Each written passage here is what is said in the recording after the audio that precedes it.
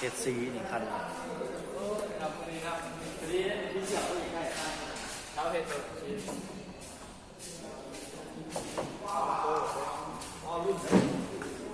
ของโซเวียตเลย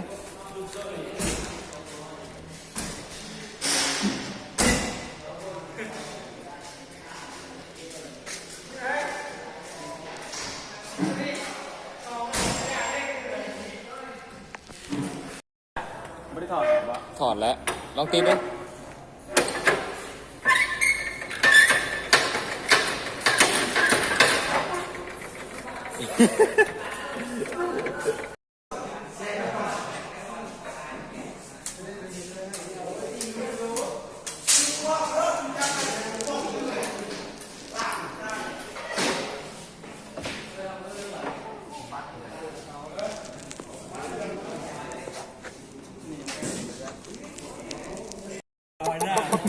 จับกระดก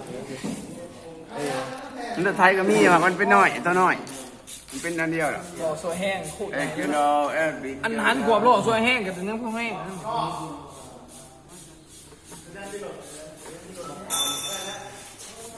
ไอ้ถูกแจ็คตัววี่อ่ะตัวเดียวได้หรอตัววี่หรือว่าโอ้พี่สี่วะเนี่ยมันต้องคนของคนนี้นะครับ ไม่น่าเซลล์นิ่มครับเลยเนาะน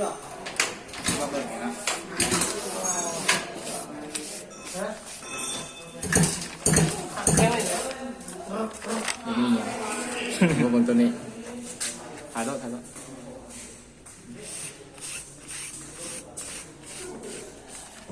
บทศึกษาบนปีแล้วมันคือยังไง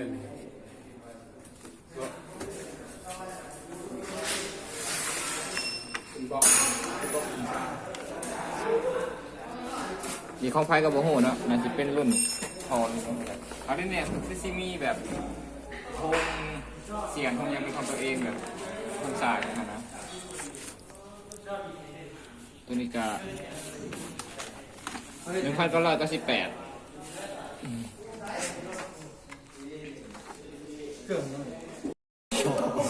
ยาวเลย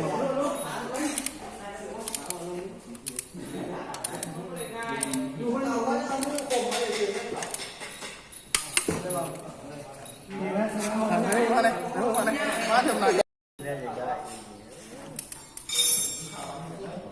โอ้มันหลุดแล้วก่อนโอ้ยคนทำเป็นที่ทำเป็นที่เนี่ย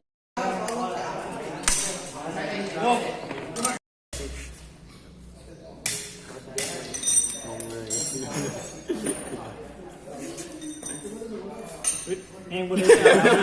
ขอเจ้ากำมาอีกบันนึง ให้มันได้ช่วงขึ้นไปยืนถึงหันกระแจ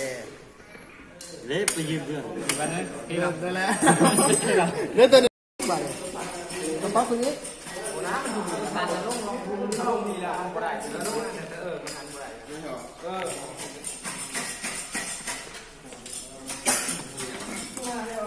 ีเล่นงงนอนนะนอนบ่นอนจับโมตัวสั่นใครตัวสั่นน่ะสั่นจมูกเท่าไหร่